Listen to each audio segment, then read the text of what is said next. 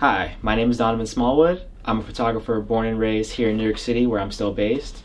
In 2020, I won the Aperture Portfolio Prize for my project Langer, which is now a photo book. The project is an interaction between landscapes and portraiture, and it's my way of examining the ideas of home, escape, tranquility, and nature. The project started with me walking through Central Park, which is the main nature space here in Manhattan.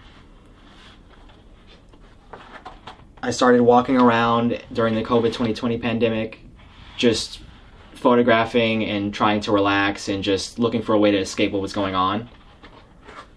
And that's when I saw a short documentary by Vox Media, which was about Seneca Village.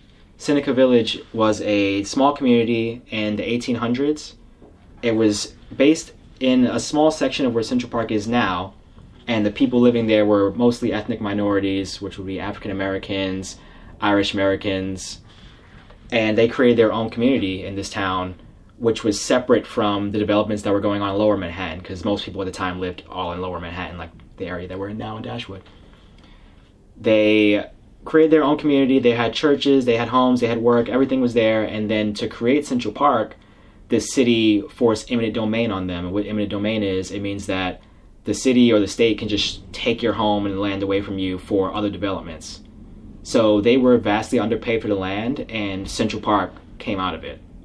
And thinking about nature, or like nature space taking precedent over humanity and people, really inspired me to create this work.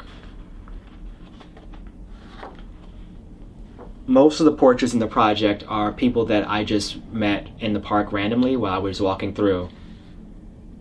Everyone, I would just approach them and ask them if I could photograph them based on something I saw that interested me, such as like a hairstyle or fashion sense, or just anything. And everyone surprisingly told me, yeah, they would love to be a part of the project. It took about 10 minutes for each portrait session. I would only shoot about one roll of film. I did all of it on medium format, a Pentax 6.7 to be specific, on a tripod. So I think that really slowed down the process and made people more relaxed and gave me that sense that it was kind of just like a really relaxed session that we all got to do together. And my message to the people in Japan, Japanese photographers or artists, would be to really focus on who your influences are.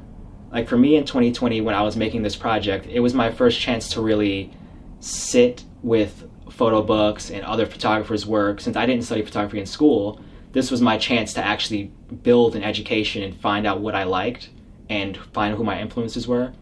And with that, I got to understand what makes a brilliant photo book, what makes a great project, and I got to go out and try to further that legacy of photo books and photography.